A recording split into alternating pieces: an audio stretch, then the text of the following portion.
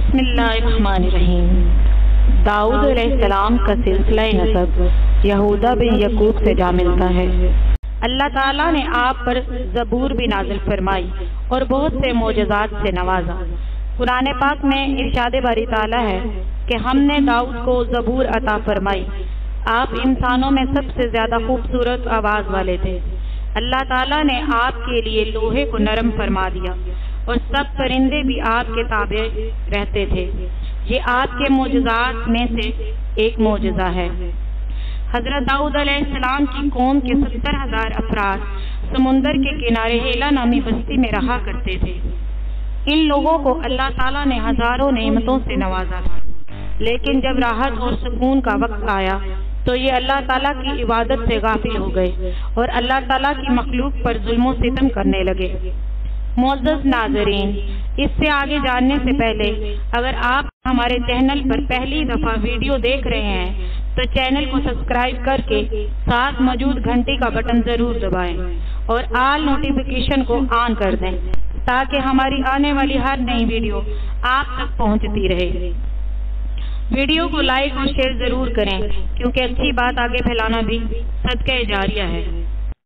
اللہ کی نعمتوں میں سرسبز شاداب باغات بھی تھے۔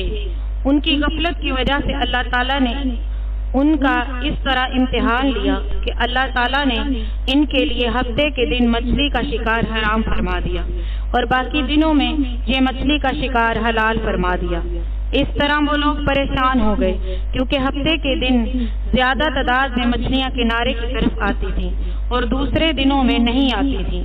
پھر شیطان نے ان میں سے ایک آدمی کو ورگلایا کہ تم ہفتے کے دن کانٹا لگا کر ڈوری کو سمندر میں ڈال دیا کرو اور اتوار کو اپنے شکار کو نکال لیا کرو، یوں ہفتے کی غربت بھی باقی نہ رہے گی اور تمہارا شکار بھی ہو جائے گا۔ جب دوسرے لوگوں نے پوچھا کہ ان کو بھی یہی ترکیب بتائی، بستی میں اللہ تعالیٰ کے کچھ نیک بندے بھی موجود تھے جو کہنے لگے کہ اے لوگو، اللہ تعالیٰ نے ہفتے کے دن شکار کرنے سے منع فرمایا ہے، اللہ کے عذاب سے ڈرو۔ وہ لوگ ان لوگوں کا مذاق اڑانے لگے اور کہنے لگے یہ سب کتابی باتیں ہیں، کوئی عذاب نہیں آئے گا۔ اس کے بعد اس بستی میں 3 گروہ بن گئے۔ ایک گروہ اللہ تعالیٰ کا فرما بردار تھا، ایک گروہ جو اللہ تعالیٰ کی نافرمانی کرنے لگے اور ایک گروہ ان سب کو دیکھ کر خاموشی اختیار کرنے لگا۔ اس کے بعد بستی کے نیک لوگوں نے بستی کے درمیان ایک دیوار کھڑی کر دی جس کے ایک طرف اللہ تعالیٰ کے نیک بندے اور دوسری طرف نافرمان لوگ تھے۔ قرآن پاک میں ارشاد باری تعالیٰ ہے کہ اے لوگو، اللہ سے ڈرو، قوم لوط اور قوم سمود کا جو حشر ہوا اس کو یاد کرو، اللہ کی نافرمانی نہ کرو ورنہ تم پر بھی کوئی عذاب آئے گا۔ وہ سارے نافرمان جن کی تعداد تقریباً 12,000 تھی ہنستے رہے کہ کوئی عذاب نہیں آئے گا۔ دوسری طرف اللہ کے نیک بندے اللہ تعالیٰ سے معافی مانگنے لگے۔ بس جیسے ہی ایک صبح نیک لوگ اٹھے تو دیوار کی دوسری طرف سے کسی قسم کی آواز نہیں آ رہی تھی۔